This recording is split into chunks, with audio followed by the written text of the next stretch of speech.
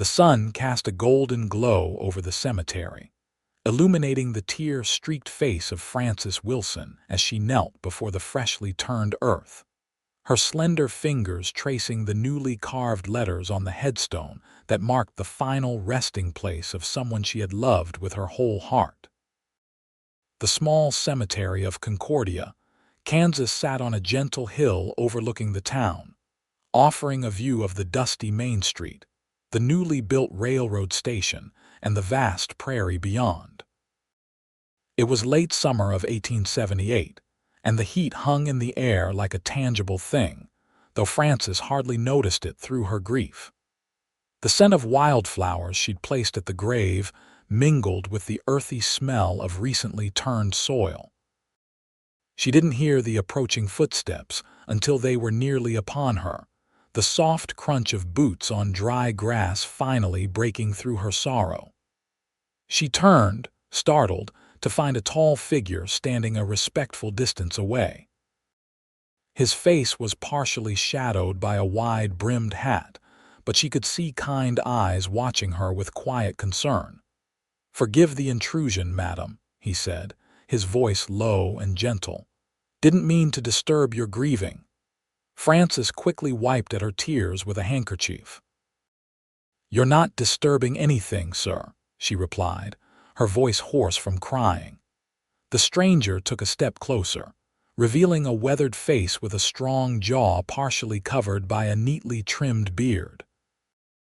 He wasn't young, perhaps in his early 30s, with lines around his eyes that suggested they smiled often, though they weren't smiling now. His clothes were trail-worn but clean, marking him as a traveler. "Name's Yates Vance," he said, touching the brim of his hat. "Just arrived in town and—" He paused, seeming to consider his words carefully. "Well, I've stood where you're standing. Thought you might want someone to talk to." Frances studied him for a moment. There was nothing threatening in his demeanor, only a genuine compassion that seemed rare in these parts. "Tell me about them," he said softly, gesturing toward the gravestone. Frances swallowed hard. She'd been alone with her grief for so long that the simple invitation to speak broke something inside her.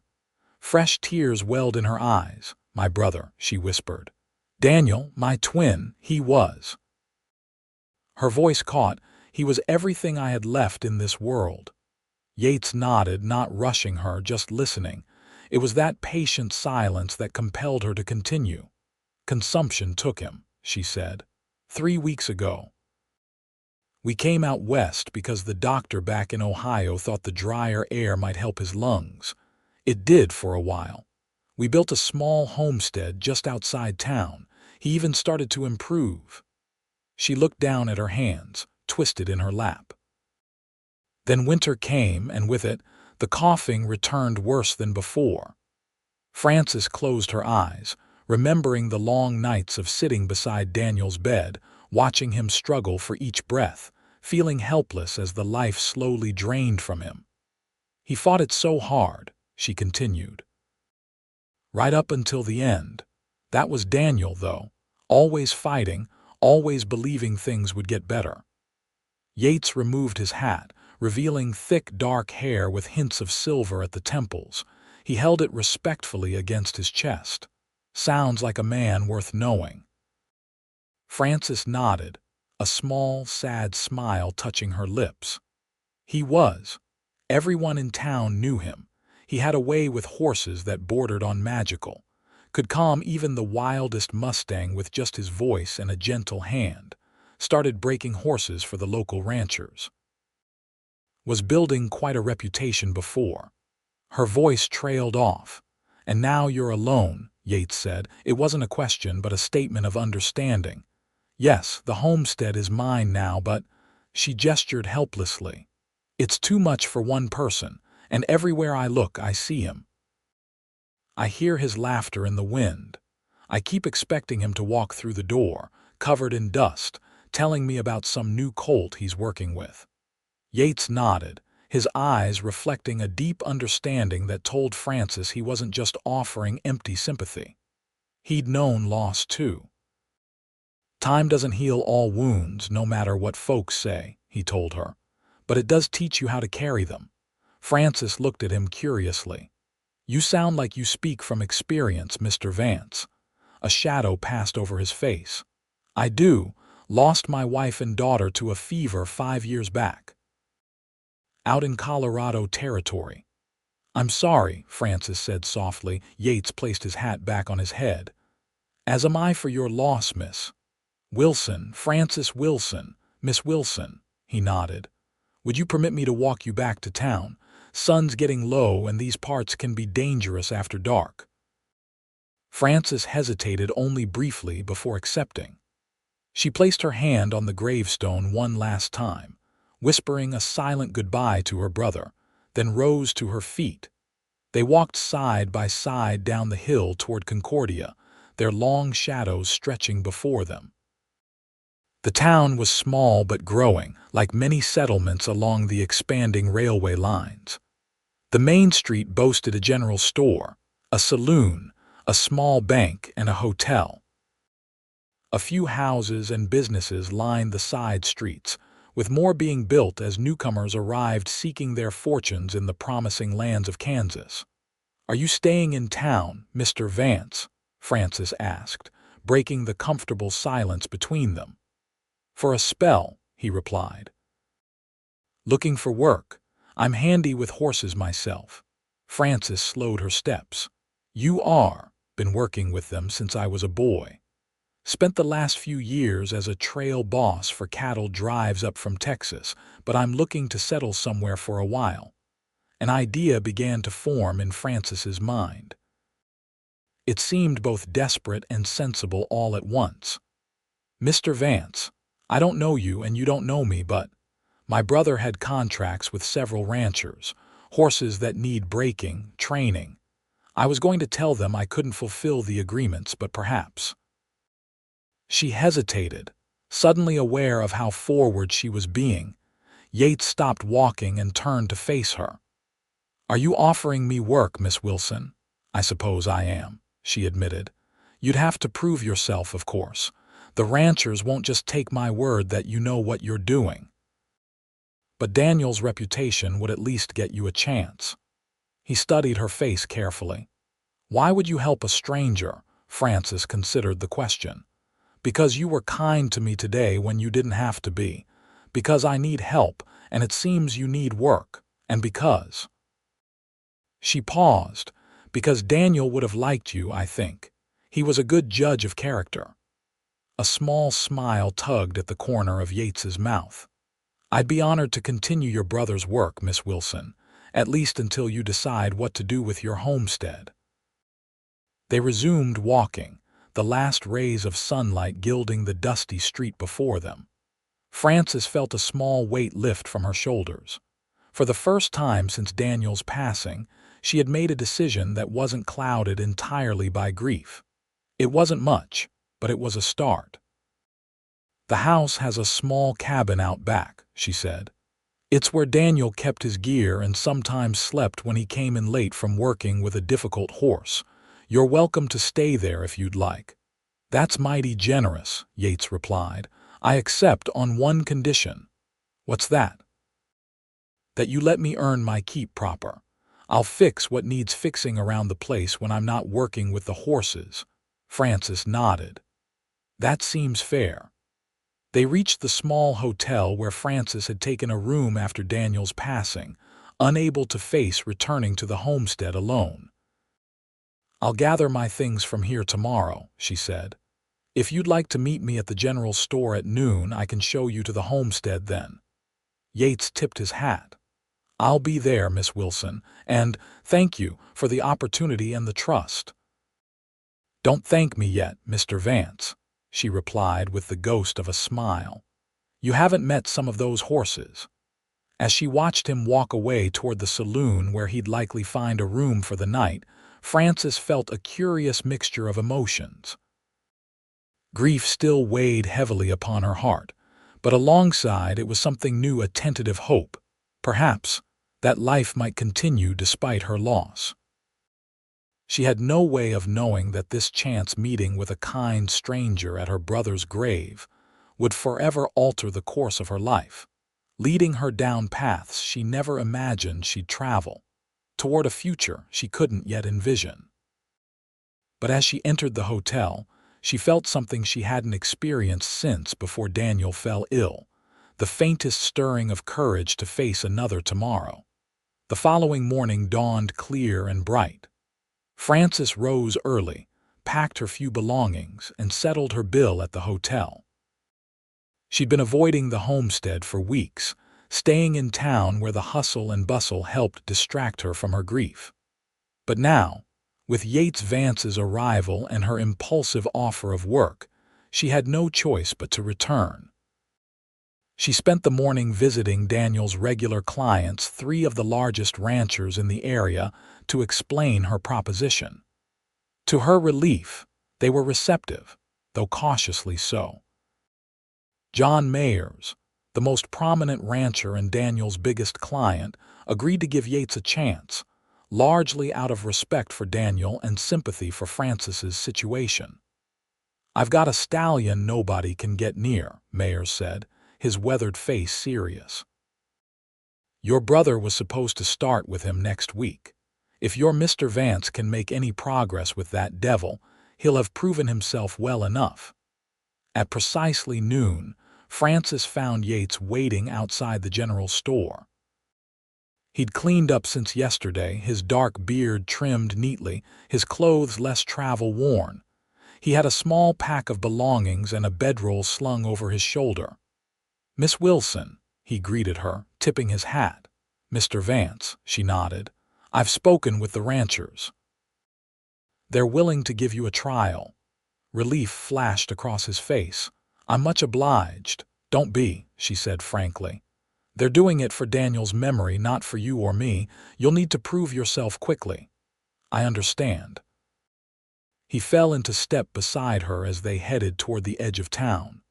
"Tell me about these horses I'll be working with." As they walked the 1.5 miles to the homestead, Frances explained the situation. Daniel had contracts with 3 main ranchers, plus occasional work from smaller homesteaders. The work varied from breaking wild mustangs to training cow ponies to working with problematic horses others couldn't handle. "Daniel had a gift," she said. "He could read horses like most people read books. Always said force was the last resort of a man with no imagination." Yates nodded approvingly. "Your brother sounds like he was a wise man. Best horse trainers I've known had that same philosophy." They crested a small rise, and Frances's homestead came into view. It wasn't grand, a modest clapboard house with a porch across the front, a small barn, corrals, and the cabin she'd mentioned. But it was situated beautifully, with cottonwood trees providing shade and a creek running behind the property. Fields stretched out on either side, some planted with corn and wheat, others left as grazing land. Frances stopped, her heart constricting at the sight. She hadn't been back since the day after Daniel's funeral. "It's a fine piece of land," Yates said quietly, seeming to understand her hesitation. "Daniel chose it," she replied, her voice barely above a whisper.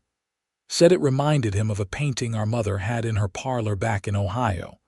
They continued down the path to the house. Frances steeled herself as she climbed the porch steps and unlocked the door. Inside, everything was exactly as she'd left it, Daniel's hat still hanging on a peg by the door, his boots beside the fireplace. A book he'd been reading still open on the table, marking the page he'd never finish.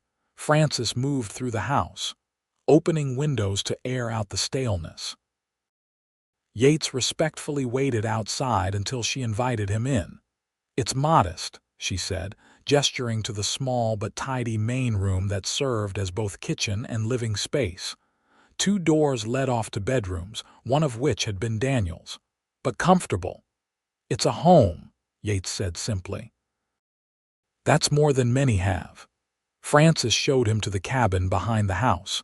It was a single room with a bed, a small stove, A chair and a table, but it was clean and solid.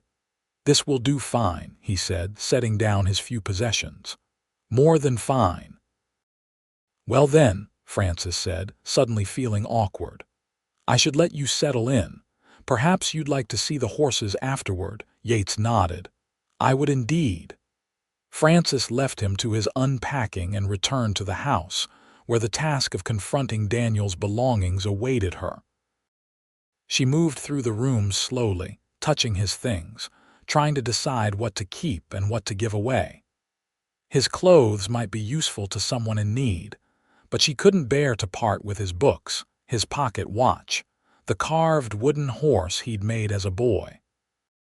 A knock at the door pulled her from her thoughts. Yates stood on the porch, hat in hand. "I hope I'm not disturbing you," he said, "but I thought you might show me the horses now if you're ready." Francis was grateful for the distraction. Of course. They walked to the barn together. Inside were 4 stalls, 2 occupied by horses Daniel's gelding, a sturdy bay named Ranger, and Francis's mare, a gentle sorrel called Penny. "These are our personal mounts," Francis explained. "The horses Daniel worked with were kept in the corrals mostly, unless they needed special attention." She led Yates outside to 3 connected corrals. 2 were empty, but the third held a beautiful dappled gray gelding who trotted over to the fence when he saw them. "That's Smoke," Francis said. "One of the last horses Daniel trained. He was just finishing with him when—" She trailed off. Yates approached the fence, letting the horse catch his scent. "He's a fine animal. What was he training him for?" "Mr. Peterson wants him as a cutting horse for his ranch," Francis explained. "He's paid half already, with the rest due when Smoke is fully trained." Yates studied the horse with an expert eye. "He looks nearly ready. Good conformation, alert but not skittish. How does he respond to cattle?" "Daniel said he showed natural talent. He just needs more experience and consistency in his commands." Yates nodded. "I can work with him starting tomorrow. What about the ranchers you mentioned?" "Mr. Mayers wants you to start with his stallion as soon as possible. He said we can come out to his ranch tomorrow afternoon if that suits." "It does." Yates continued watching Smoke, who was now prancing along the fence line, showing off. "Your brother did fine work with this one." "He did with all of them," Francis said, a note of pride mixing with the sadness in her voice. They spent the rest of the afternoon going over Daniel's training records and equipment. Francis was impressed by Yates's knowledge and the questions he asked. It was clear he understood horses well, though his methods seemed somewhat different from Daniel's. As evening approached, an awkward moment arose when Francis realized she would need to prepare supper. She hadn't cooked for anyone but herself in weeks, and even then, she'd barely been eating. "I should get something on the stove," she said hesitantly. "Please don't trouble yourself on my account," Yates responded. "I'm accustomed to fending for myself." "Nonsense," Francis said more firmly than she intended. "If you're working here, you'll need proper meals. Besides, She paused. "I think it would do me good to have a reason to cook again." Yates seemed to understand what she wasn't saying, that having someone else to care for might help pull her from the depths of her grief. "In that case, I accept with gratitude," he said, "but I insist on helping." Together, they prepared a simple meal of beans, cornbread, and some dried apple slices Francis had preserved the previous autumn. They ate on the porch, watching the sunset paint the prairie in hues of gold and crimson. "It's peaceful here," Yates commented. "It is," Francis agreed. "Though sometimes the silence is too much now." Yates nodded in understanding. "After my wife and daughter passed, I couldn't stand to be in our cabin anymore. Too many ghosts. That's why I took to the trail. Drive's constant motion, noise, never alone with my thoughts." "How did you bear it?" Francis asked quietly. "The loss." Yates was silent for a long moment, watching the fading light. "One day at a time," he finally said. Some days, 1 hour at a time, you find reasons to keep going, work that needs doing, people who need help. Eventually, you start to remember the joy more than the pain. Francis considered his words. I'm not there yet. No one expects you to be. Grief isn't something you rush through. As darkness fell, they said their goodnights, and Yates returned to the cabin. Francis stood alone on the porch, listening to the night sounds of the prairie, the chirp of crickets, the distant howl of a coyote, the soft nickering of the horses in the barn. For the first time since Daniel's death, the homestead didn't feel completely empty. It wasn't much a stranger sleeping in the cabin, the promise of work to be done tomorrow, but it was something to hold on to, a small anchor in the sea of grief that had been threatening to pull her under. The next morning, Frances awoke to the smell of coffee brewing. She dressed quickly and found Yates in the kitchen, stoking the stove. "Hope you don't mind," he said when he saw her. "Thought I'd get an early start." "Not at all." She was surprised to find she'd slept through the night for the first time in weeks. After a breakfast of Jonna cakes and more coffee, Yates spent the morning working with Smoke, while Frances tended to the small vegetable garden that had been neglected during Daniel's illness. The familiar rhythm of physical work was soothing, giving her mind something to focus on besides grief. Around midday, they hitched Ranger to the wagon and set out for the mayor's ranch. John Mayers greeted them in the yard, his expression cautiously welcoming. "Miss Wilson," he said, tipping his hat before turning his attention to Yates, "and you must be Vance." "Yes, sir," Yates replied. "I appreciate the opportunity." Mayers gave a non-committal grunt. "We'll see if you're worth the opportunity. Come on, I'll show you the beast." They followed him to a secluded corral at the back of his property. Inside was one of the most magnificent horses Francis had ever seen, a coal-black stallion with a white blaze down his face, standing nearly 17 hands high. The moment they approached, the horse charged the fence, rearing and striking out with his front hooves. "That's Thunder," Mayer said grimly. "Paid a small fortune for him as a breeding stallion, but he's so wild no one can get near him. Killed one man already who tried." Francis shot a concerned glance at Yates, who was studying the horse with intense focus. "What methods have been tried with him?" Yates asked. "Everything short of shooting him," Mayers replied bluntly. "Roping, hobbling, starving him into submission. Nothing works. Your brother was my last hope, Miss Wilson." Yates frowned. "Those methods would only make a horse like this worse. Mind if I just observe him for a while?" Mayers looked skeptical but nodded. "Suit yourself. I've got work to do. Come find me when you're done." For the next hour, Yates simply sat on the fence watching the stallion. Frances joined him, curious about his approach. "What do you see?" she asked quietly. "Fear," Yates replied. "And intelligence. He's not mean by nature. He's terrified and protecting himself the only way he knows how." "Can you help him?" Yates smiled slightly.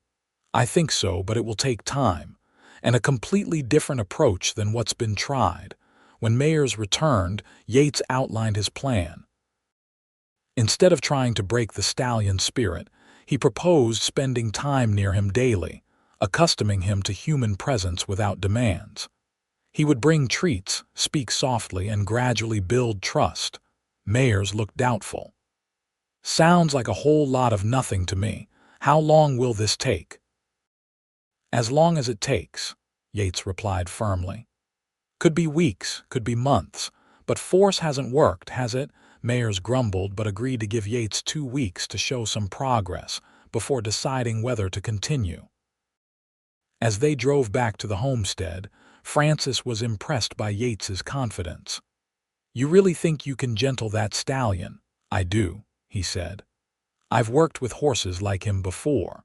They're often the smartest, most loyal mounts once they learn to trust." "Daniel would have approached him the same way," Francis said softly. "He always said you can't rush a frightened horse." Yates glanced at her. Your brother was right. Patience is the key to most things worth doing. Over the following days, a routine began to develop. Yates would work with Smoke in the mornings, then ride to the mayor's ranch in the afternoons to spend time with Thunder. In the evenings, he would help Frances with chores around the homestead, and they would share supper together. Gradually, Frances found herself looking forward to these evening meals, to the quiet conversations that often stretched late into the night. Yates told her stories of his years on cattle drives, of the beauty of the mountains in Colorado, of the characters he'd met along the way. She shared memories of her childhood in Ohio, of coming west with Daniel, of their dreams for the homestead. She learned that Yates had been born in Virginia, the son of a horse breeder, that he'd met his wife, Clara, at a county fair where he'd been showing his father's horses, that their daughter, Emma, had been 4 years old when the fever took them both within days of each other, that he'd wandered ever since, never staying in one place for more than a season. With each passing day, Frances felt the sharp edges of her grief beginning to soften, not disappearing but becoming more bearable. She started to take pleasure in small things again, the taste of fresh baked bread, the sight of wildflowers blooming on the prairie, the sound of Yates's deep laughter when something amused him. A week into his stay, Yates came back from the mayor's ranch with news. "Thunder let me touch his nose today," he said, unable to hide his excitement. Just for a moment, but he didn't pull away or strike out. Frances smiled at his enthusiasm. "That's wonderful progress." "It is," Yates agreed. Mayers was impressed too, though he tried not to show it. As they sat on the porch that evening, watching fireflies blink in the growing darkness, Frances found herself studying Yates's profile. In the short time he'd been at the homestead, he'd already made himself indispensable, fixing the leaky roof, mending fences, taking on Daniel's work with a skill and dedication that would have made her brother proud. But it was more than that. Yates had brought life back to the homestead, and Frances was beginning to realize to her as well. For the first time since Daniel's illness, she was thinking about the future instead of just trying to survive the present. "Penny for your thoughts," Yates said, catching her watching him. Frances looked away, feeling a warmth in her cheeks that had nothing to do with the mild evening. "I was just thinking that Daniel would approve of what you're doing with the horses." "I hope so," Yates replied. "I wish I could have met him." "So do I," Frances said softly. The following day brought their first challenge. Peterson, the owner of Smoke, arrived unexpectedly to check on the gelding's progress. He was a hard-faced man with little patience and less tact. "Where's the horse I paid for?" he demanded upon seeing Frances in the yard. "Mr. Peterson," she greeted him, trying to keep her voice steady. "Smoke is coming along well. Mr. Vance is working with him now if you'd like to see." Peterson's eyes narrowed. "Vance? Who the hell is that? I paid your brother to train my horse, not some stranger." Frances's heart pounded, but she kept her composure. "My brother is dead, Mr. Peterson, as you well know. Mr. Vance is continuing his work. He's very skilled." "I'll be the judge of that," Peterson growled, striding toward the corral where Yates was putting Smoke through his paces. Frances hurried after him, worried about the confrontation. But to her relief, Peterson stopped short when he saw Smoke responding perfectly to Yates's subtle commands, cutting and turning with precision. When Yates finished the demonstration, Peterson grudgingly admitted the horse was progressing well. "But I want him ready by the end of the month," he added. "Not a day later." After Peterson left, Frances sank onto a hay bale, shaking slightly. "You handled that well," Yates said, sitting beside her. "I was terrified he'd demand his money back," she admitted. "He won't," Yates assured her. "Not when he can see how good Smoke is becoming." He paused, studying her face. You don't have to face these men alone, you know, I'm here. The simple statement, I'm here, nearly undid her. For so long, she'd been trying to be strong, to handle everything on her own. To have someone offer support without conditions or expectations was overwhelming. "Thank you," she whispered. Yates reached out hesitantly, then seemed to think better of it, letting his hand fall back to his side. "No need for thanks. We're partners in this, aren't we? Partners." The word gave Frances an unexpected feeling of warmth. "Yes," she agreed. "I suppose we are." As September gave way to October, the days grew shorter and the air crisper.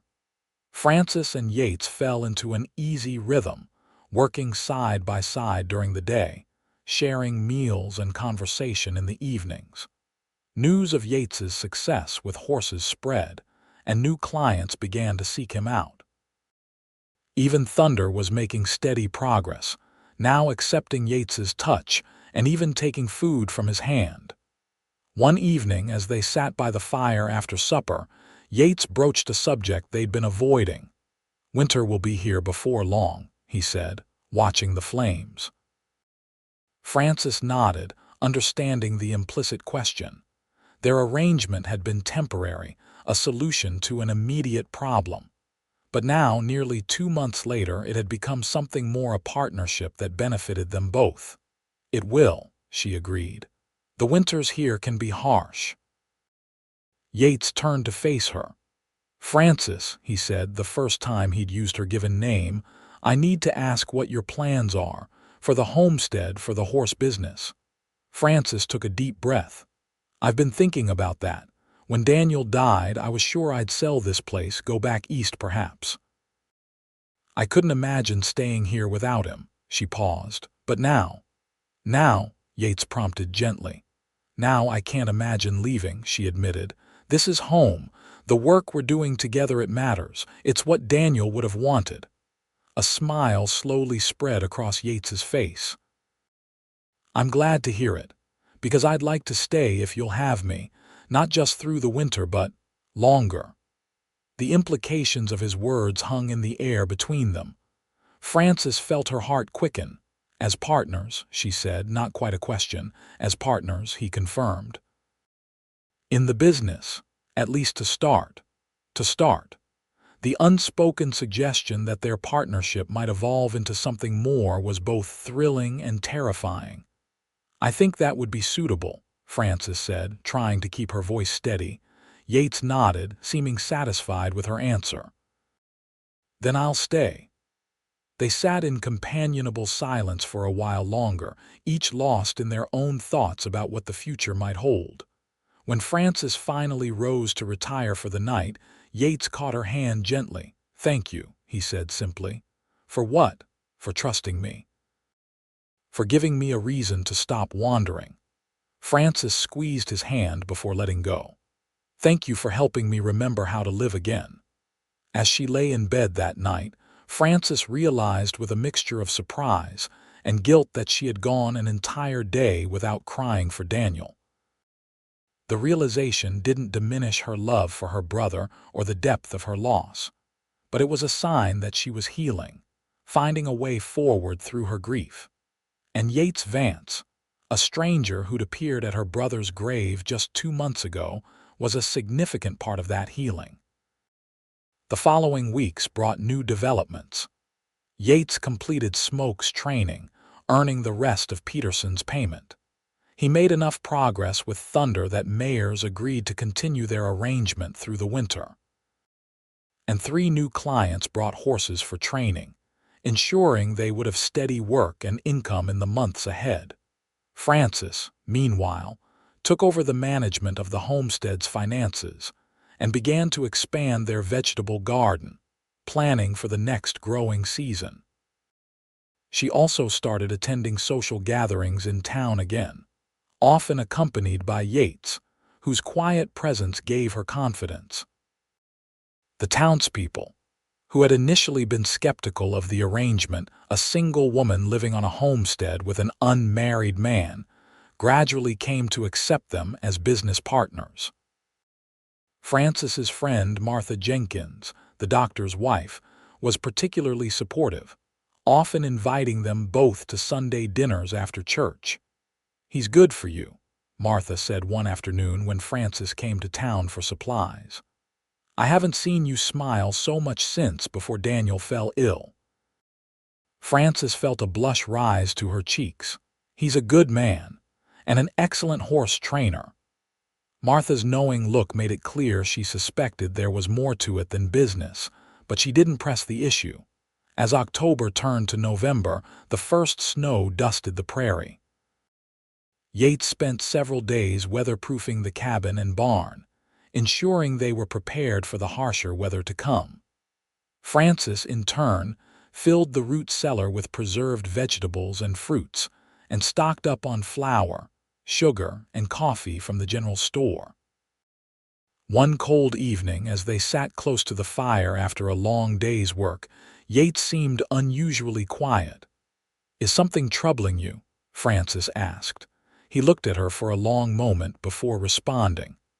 "I've been thinking about what we discussed, about me staying on as your partner." Francis felt a flicker of alarm. "Have you changed your mind?" "No," he said quickly. "Not at all, but I'm concerned about your reputation in town." "My reputation?" Francis was puzzled. "People talk," Yates explained. "I've heard whispers when we're in town together. Some folks think it's improper, our arrangement." Francis felt a flash of indignation. "What we're doing is perfectly respectable. You sleep in the cabin, not the house. We're business partners." "I know that," Yates said gently, "but not everyone sees it that way. And I don't want your standing in the community to suffer because of me." Francis studied him, suddenly understanding where this conversation was leading. "What are you suggesting, Yates?" He set his coffee cup down carefully, then turned to face her fully. "I'm not suggesting anything yet. But I want you to know that I care deeply for you, Francis. These past months, working alongside you, getting to know you, my feelings have grown into something I wasn't expecting." Francis's heart pounded so loudly she was certain he must hear it. "I see." Yates continued, his voice steady though his hands betrayed his nervousness, clasping and unclasping in his lap. "I'm not asking for anything right now. It's too soon, I know that. You're still grieving for Daniel, and I respect that completely. I just wanted you to know where I stand, so that maybe, when you're ready, if you ever feel the same way." Frances surprised herself by reaching out and taking one of his restless hands in hers. "Yates," she said softly, "I do care for you too, more than I thought possible after losing Daniel. But you're right, I'm still finding my way through grief. I need time." Relief washed over his face, followed by a warm smile that reached his eyes. "Time is something I'm happy to give. I'm not going anywhere, Francis." She squeezed his hand before releasing it. "Thank you for understanding." "Always," he replied simply. As winter settled in earnest over the Kansas prairie, Francis and Yates found themselves spending more time indoors.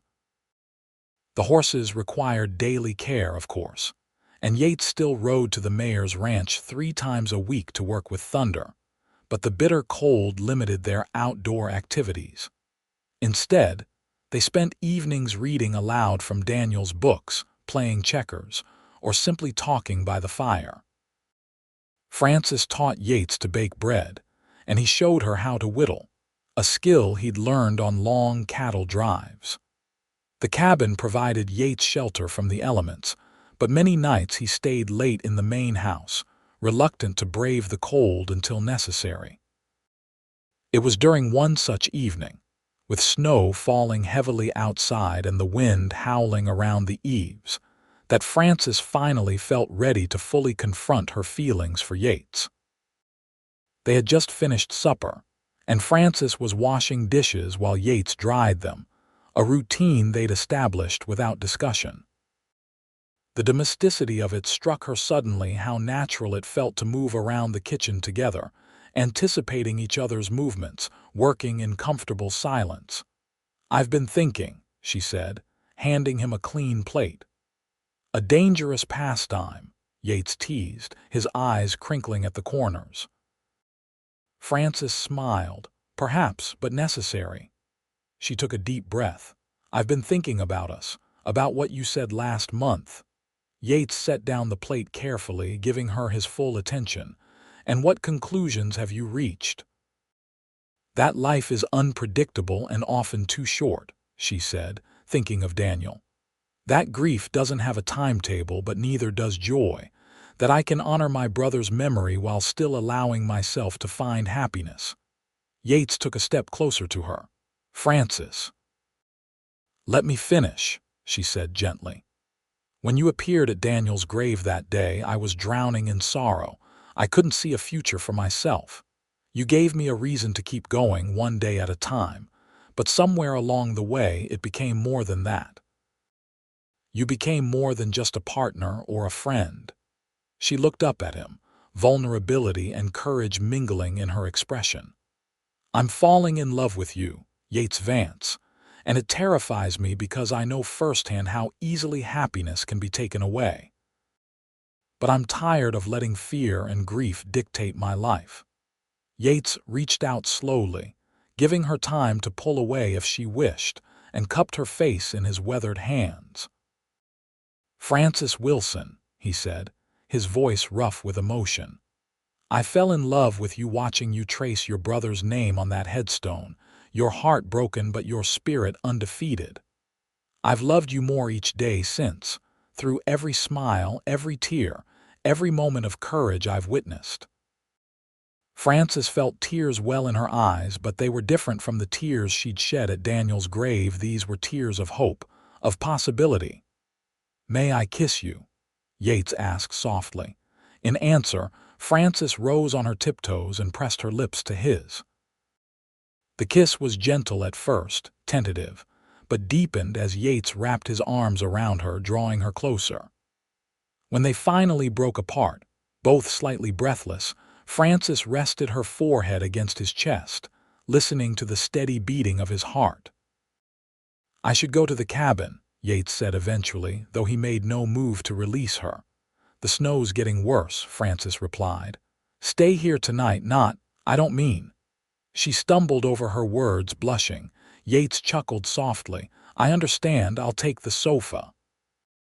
Frances nodded, relieved by his understanding.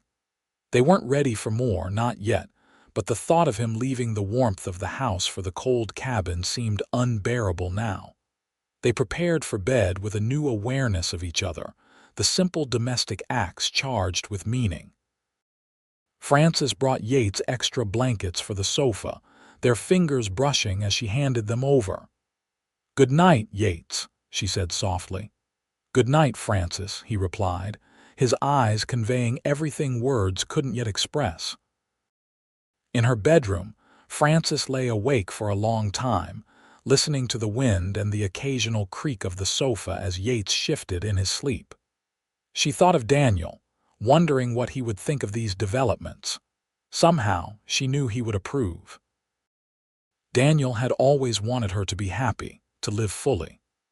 Loving Yates didn't diminish her love for her brother, it honored it, in a way, by proving that his death hadn't destroyed her capacity for joy.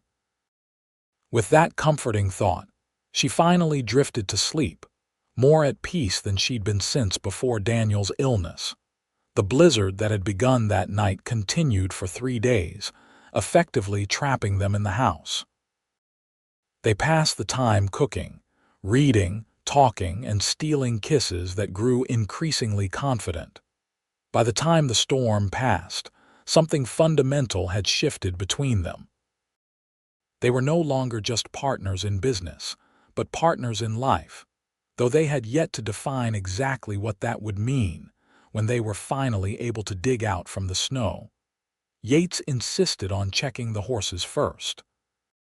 Frances bundled up and accompanied him to the barn, where they found the animals safe and content in their stalls. We should ride into town, Frances suggested as they fed and watered the horses. Check on things, get supplies. People might be needing help after the storm. Yates nodded. Good idea. I'm worried about Thunder, too. 3 days without seeing me might set back his progress. They saddled Ranger and Penny and made their way carefully along the snow-covered road to Concordia. The town had weathered the storm relatively well, though several buildings showed damage from the high winds. "Francis? Yates?" Martha Jenkins called as they tied their horses outside the general store. "Thank goodness you're both all right. We were getting worried when no one had seen you since before the blizzard." "We're fine," Francis assured her. "Just snowed in." "How is everyone in town managing?" Martha replied. "The Thompsons' roof partially collapsed, but they're staying with us for now, and old Mrs. Reed slipped on ice and broke her wrist, but Hugh says it's a clean break, should heal well enough." As they caught up on news, Frances was acutely aware of Yates standing close beside her, his hand occasionally brushing hers. Martha noticed too, her eyes darting between them with increasing interest. "Well," she said eventually, a smile playing at her lips, "I should get back to Hugh. He's tending to Mrs. Reed. You two take care now." When she had gone, Yates chuckled. "I give it 1 hour before the entire town knows something has changed between us." Frances laughed. Martha's never been one to keep exciting news to herself. They completed their errands quickly. Then Yates headed to the mayor's ranch while Frances returned to the homestead with their supplies. They had agreed to meet back at the house for supper. When Yates returned that evening, his expression was triumphant. "Thunder let me place a blanket on his back today," he announced as he stomped snow from his boots on the porch. "He was nervous but didn't buck or bolt. It's a huge step forward." Frances beamed at him. "That's wonderful. John Mayers must be pleased." "He is," Yates confirmed, hanging his coat by the door. "So pleased, in fact, that he's offered me a permanent position as his head horse trainer starting in the spring. Full salary, housing included on his property." Frances's heart sank. "Oh, that's a good opportunity." Yates took her hands in his. "It is, but I turned it down." "You did? Why?" "Because my place is here with you," he said simply. "If you'll have me." Frances stared at him. "But Yates, that kind of security, that salary, means nothing without you," he finished for her. "Frances, I've spent 5 years wandering, never staying anywhere long enough to put down roots. But here with you I've found something I thought I'd lost forever, a home, a purpose, love." Frances felt tears spring to her eyes. "Yates, I'm not asking for an answer right now," he said quickly. "But I want you to know that I'm committed to you, to us, to building a future together, however that looks." Frances wrapped her arms around his neck, standing on tiptoes to kiss him soundly. "The answer is yes," she whispered against his lips. "Whatever the question, the answer is yes."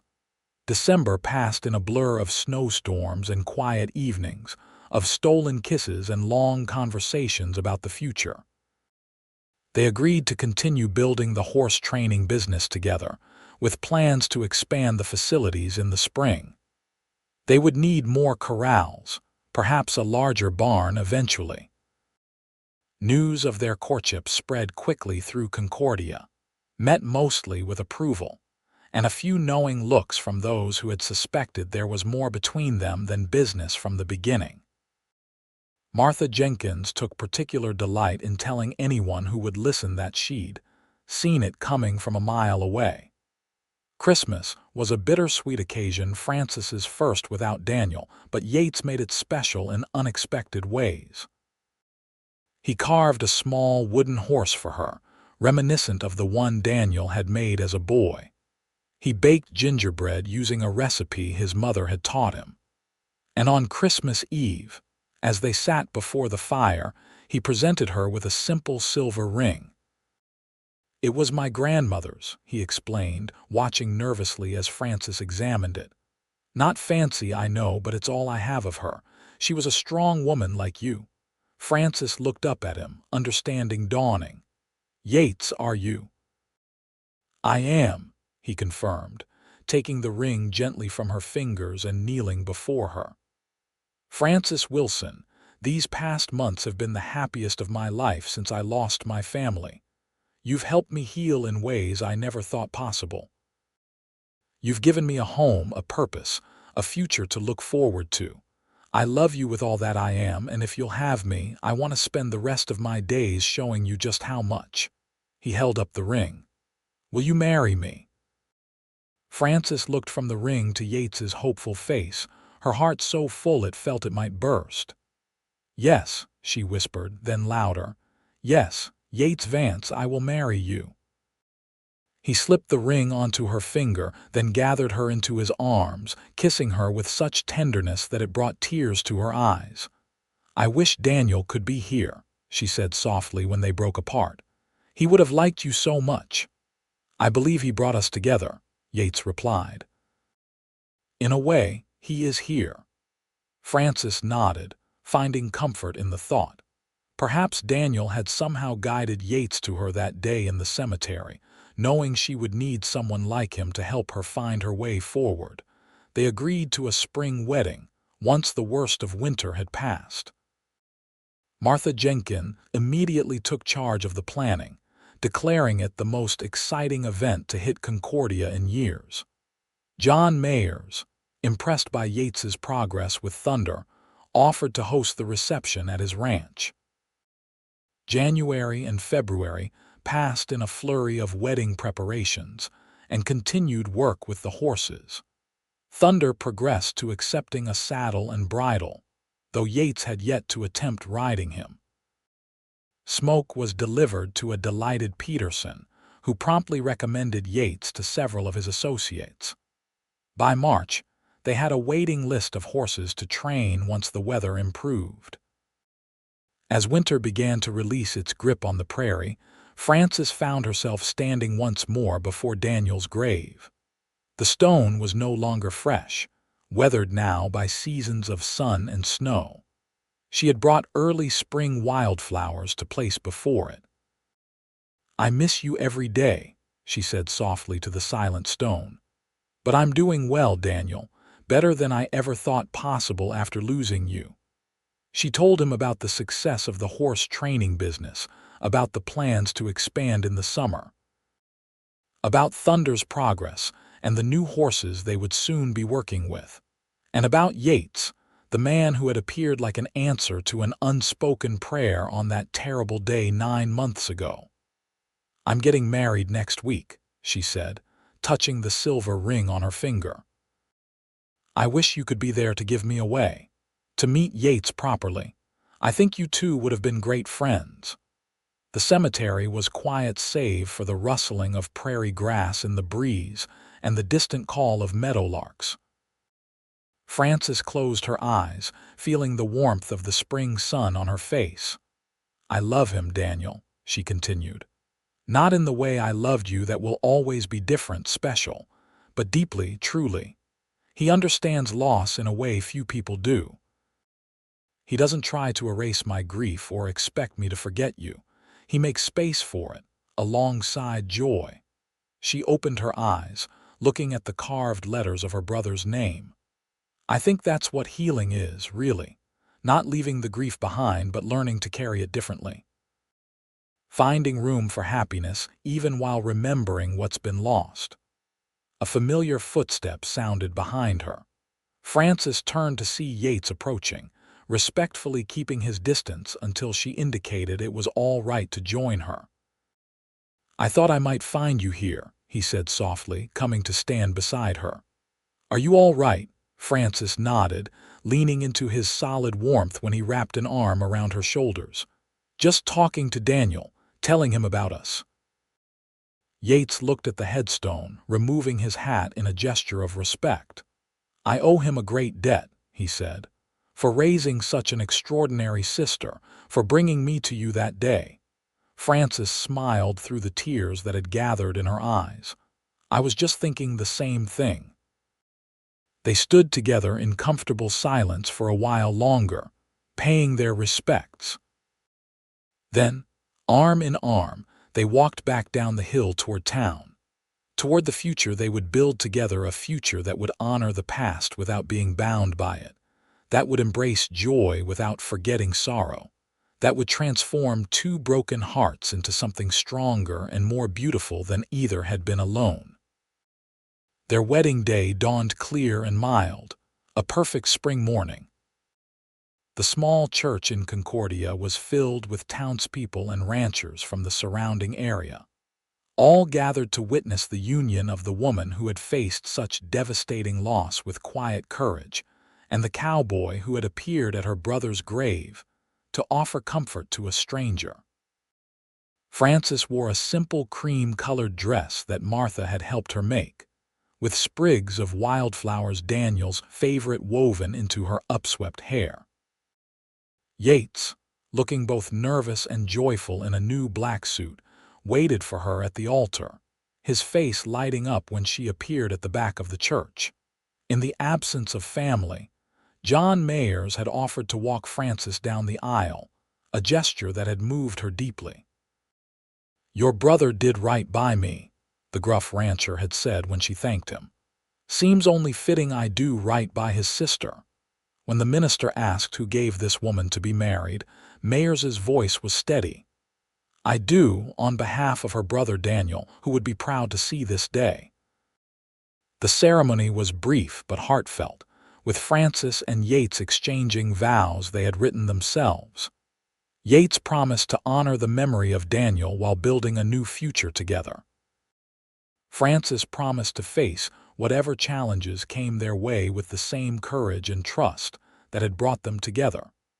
When the minister pronounced them husband and wife, Yates kissed her with such tender reverence that several women in the congregation dabbed at their eyes with handkerchiefs. The reception at the mayor's ranch was a joyful affair, with tables set up under the trees, abundant food prepared by the women of the town, and music provided by local fiddle players. Even thunder made an appearance, led carefully from his corral by Yates to show off his progress to the admiring guests.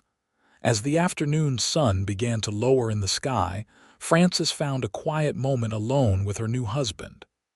"Happy?" Yates asked, his arm around her waist. "More than I thought possible," she replied honestly. "It feels right, doesn't it? Us this day, all of it." "It does," he agreed, pressing a kiss to her temple, "like coming home after a long journey." Frances leaned into him, grateful beyond words for the chance meeting that had brought them together, for the grief they had helped each other bear, and for the love that had grown in its place, not erasing what came before, but building something new and precious upon its foundation. "To new beginnings," she said softly, raising her glass. "And to those who led us here," Yates added, glancing toward the distant cemetery hill where Daniel rested. They returned to the homestead as husband and wife that evening, to the place that had once been filled with sorrow, but now promised a future bright with possibility. The cabin where Yates had stayed those first months would be converted to an office for their growing business. The empty bedroom that had been Daniel's would eventually, they hoped, be filled with the laughter of children. Life on the Kansas prairie would never be easy. There would be harsh winters and dry summers, difficult horses and challenging clients. But Frances knew they would face it all together, with the resilience and hope that had brought them through their darkest days. And sometimes, in quiet moments, Frances would still visit Daniel's grave to tell him about their life, about the business that was thriving, about the children they hoped for, about the love that had healed her heart without replacing him in it. Because some bonds, she had learned, transcend even death, existing alongside new connections, all part of the rich tapestry of a life fully lived. As for Yates, he never forgot that first meeting, a grieving woman tracing letters on a fresh gravestone, a simple question offered in compassion, and the story that had unfolded as a result, proving that even in our darkest moments, the possibility of light remains, waiting only for us to be brave enough to reach for it. 20 years later, Frances and Yates Vance stood once more before Daniel Wilson's grave. The stone was weathered now, the lettering softened by decades of prairie winds and changing seasons. Frances, her dark hair now threaded with silver, placed a bouquet of wildflowers at its base, a tradition she had maintained through all the years. "It's been a good life, Daniel," she said softly, as she always did when they visited. "Better than I ever dreamed possible that day Yates found me here." Beside her stood their oldest son, 18-year-old Daniel Yates Vance, named for the uncle he had never met but whose legacy he carried.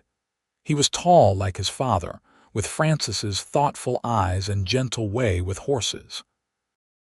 Behind them waited their other children, 16-year-old Clara, named for Yates's first wife, and 12-year-old twins Thomas and Joseph, who had been an unexpected blessing in Frances's 40th year. The Vance Horse Training Ranch had grown from those humble beginnings into one of the most respected establishments in Kansas. The little homestead had expanded to include a large barn, multiple corrals, a bunkhouse for the hands they employed, and a comfortable 2-story house that had been built when the twins were born. Thunder, the once wild stallion, had become Yates's personal mount for many years and had sired a line of exceptional horses before passing peacefully in his stall at the age of 25.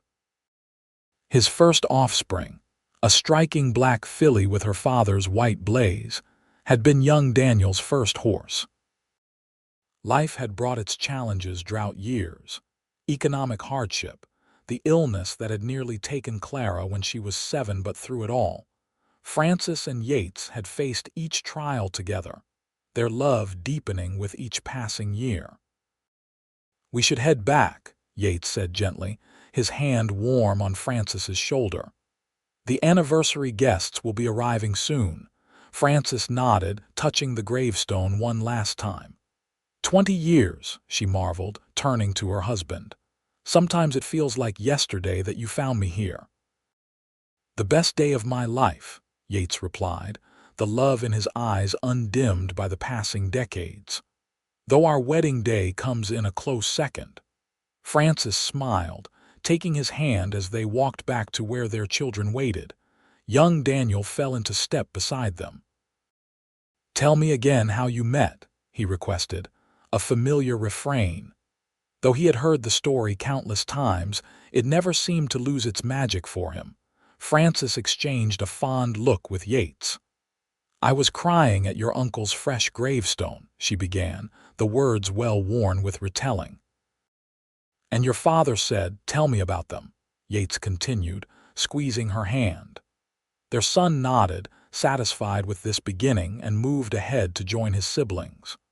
Frances and Yates followed more slowly, their fingers intertwined as they had been for 2 decades. "Do you ever wonder how different life might have been if you hadn't come to the cemetery that day?" Frances asked.